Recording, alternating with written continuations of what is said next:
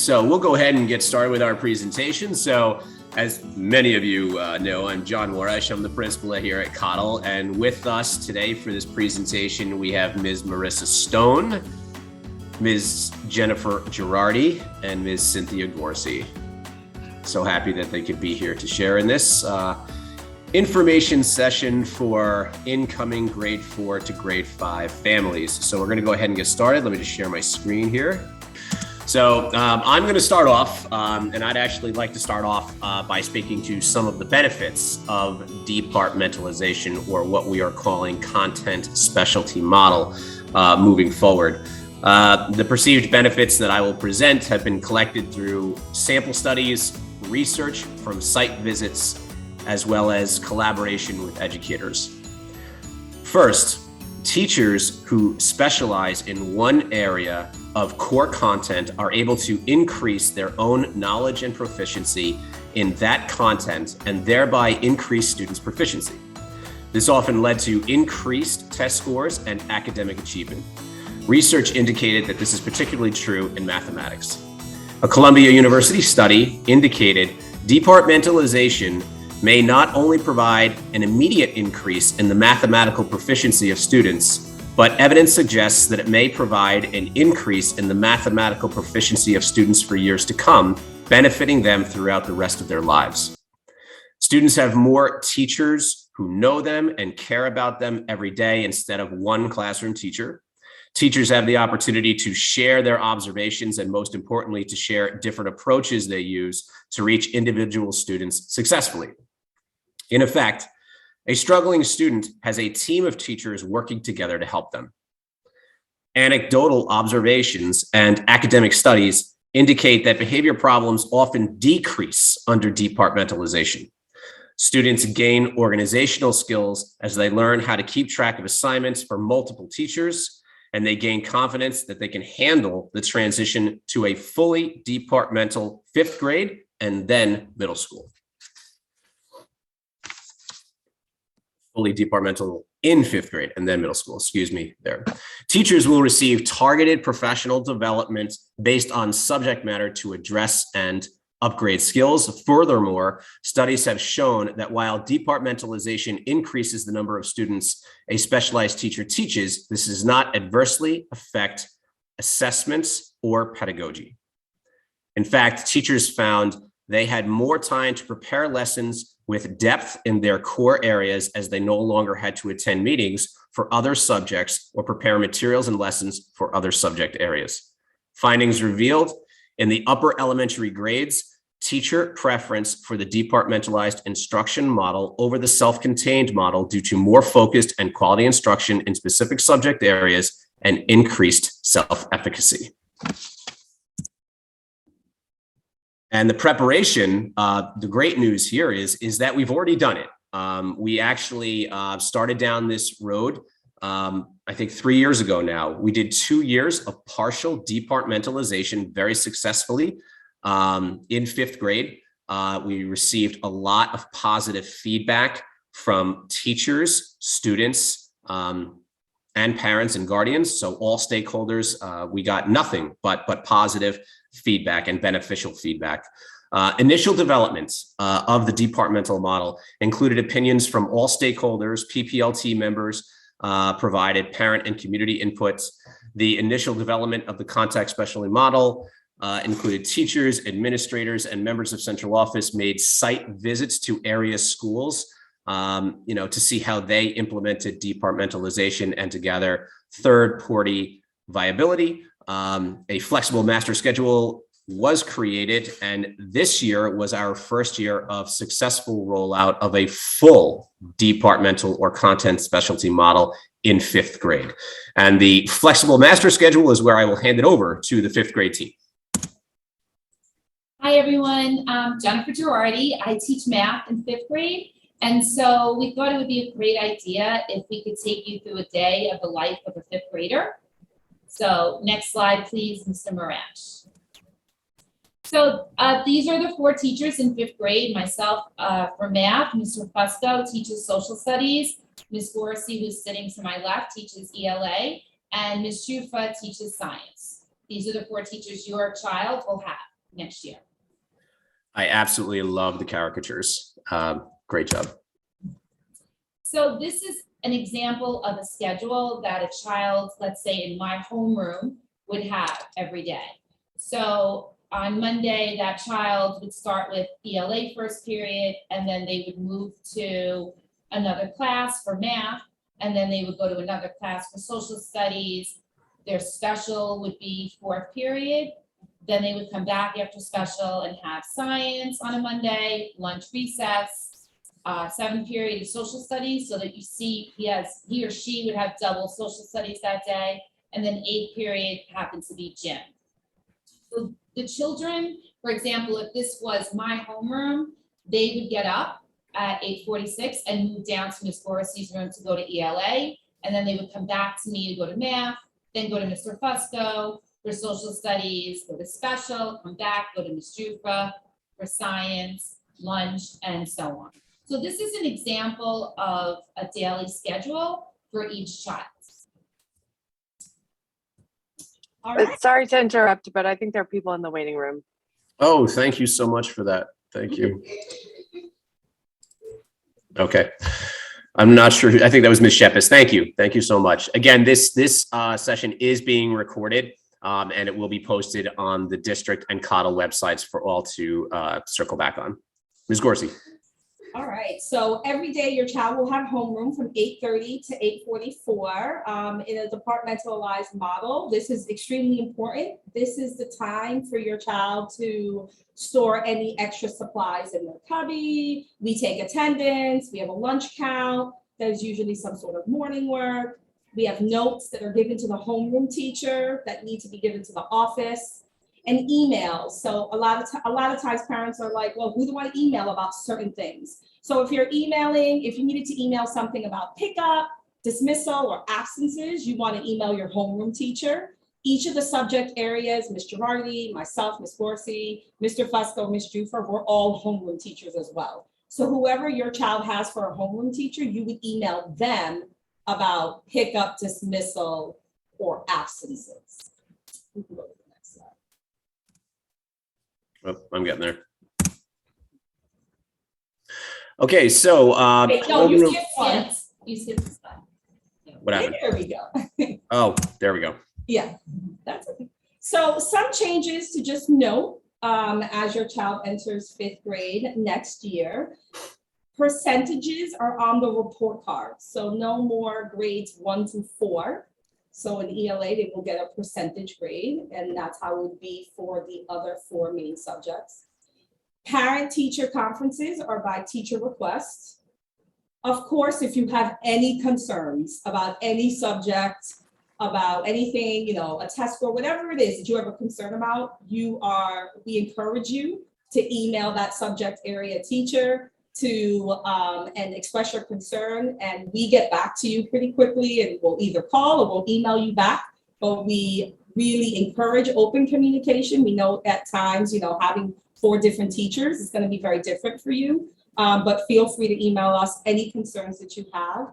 The big thing is that when you do email, we've noticed now that we're, you know, fully departmentalized, we may have like 4 Liams in a grade. So when you email, it's just really important to put first and last name, because sometimes we're filtering through, looking up whose parent is this that emailed, and we're trying to, you know, figure it all out. And we always do, but it's much easier if you just give the last name as well. And then, you know, we know exactly who you're talking about.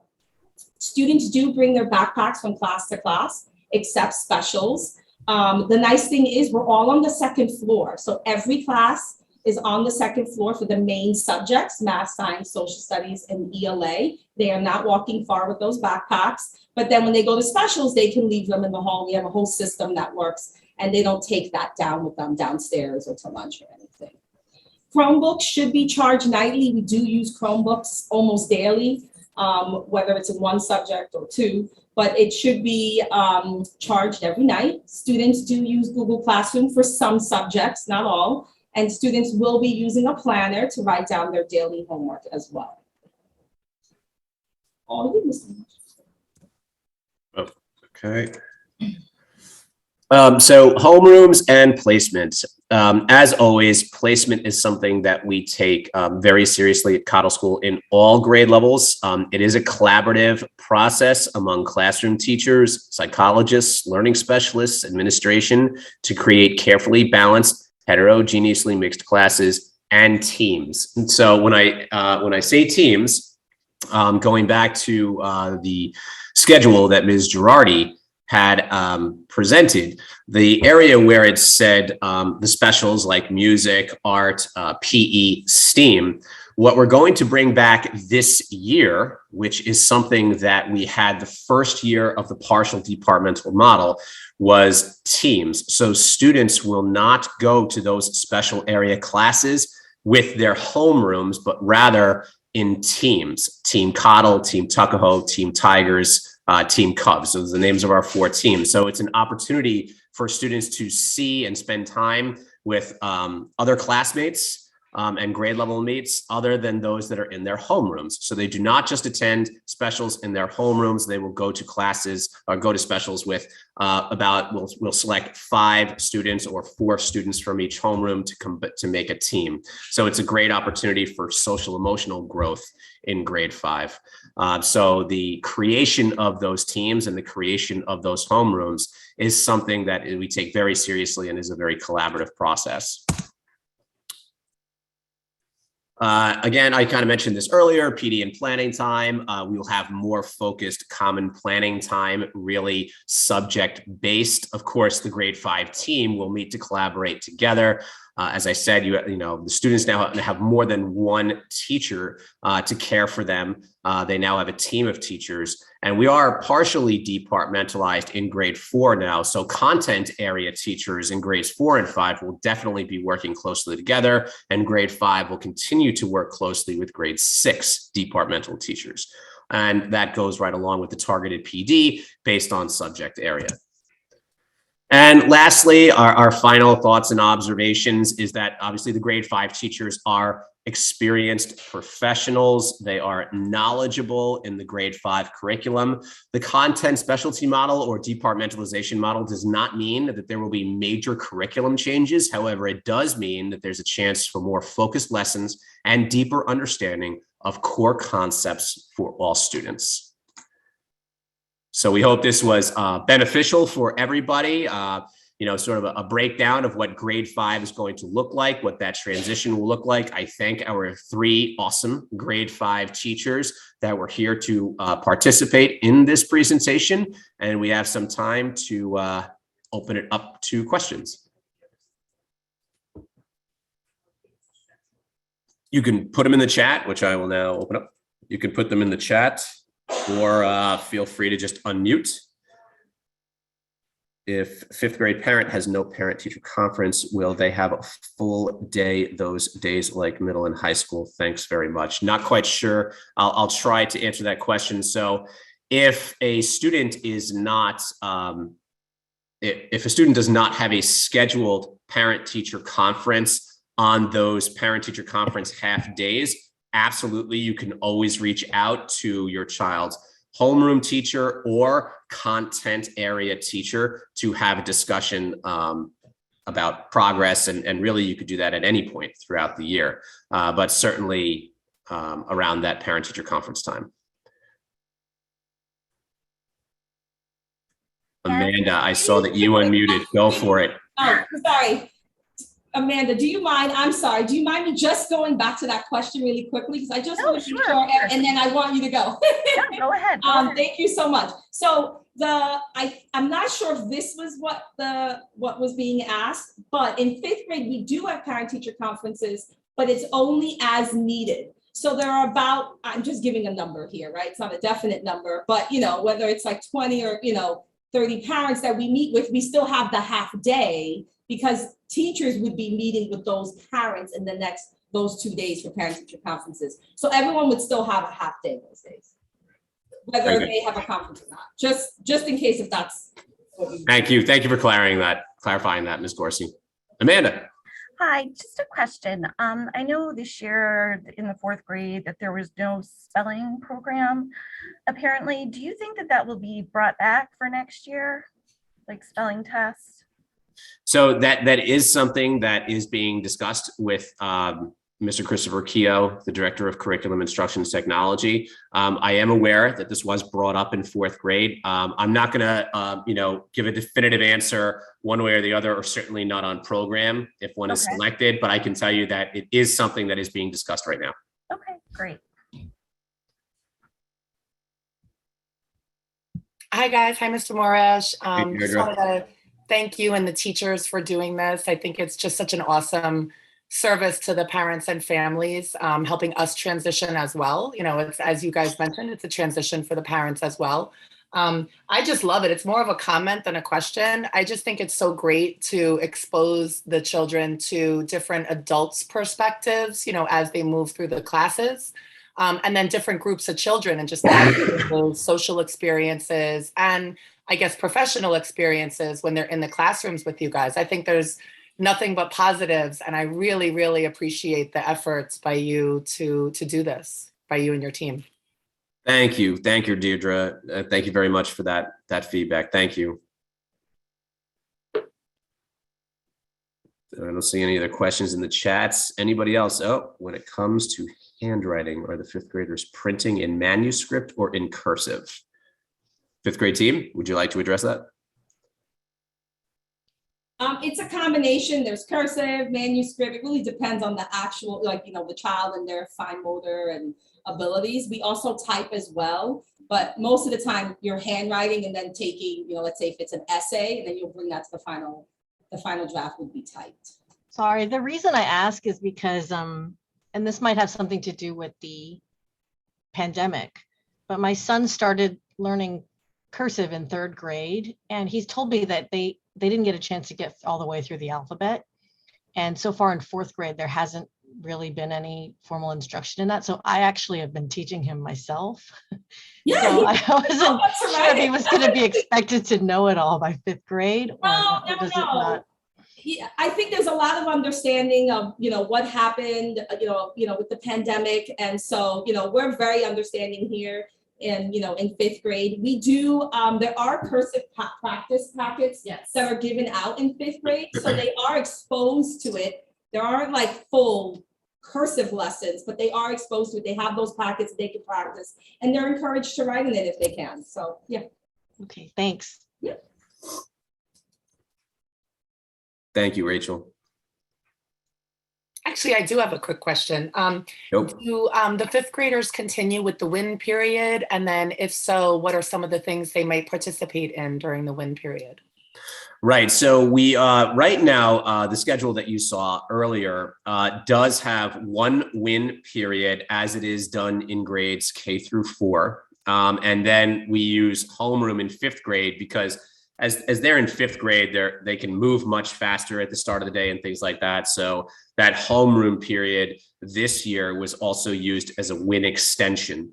We will also use that same thing next year. In addition to that, next year, we are discussing building WIN in addition to the 1 period we have and the 5 WIN extension periods, to doing more of a science WIN, social studies WIN period. That is what we're looking at right now, to continue to build in WIN more so to the fifth grade departmental schedule. And we're very excited about this. It will still be what it's meant to be, where, the students, if students need pull-out services, ideally we will capitalize on those periods, the WIN periods and WIN extensions that exist right now, as well as social studies science WINs. If students need to get pulled out, no new material will be covered during that period. And students that remain back in the classrooms, they'll have an opportunity to, do enrichment, but more focused around science and social studies, which of course are all cross-curricular with mathematics, ELA, reading, writing. So it's a great opportunity that we came up with. It's a great opportunity for the students. So that's what we're looking to do next year, Deirdre.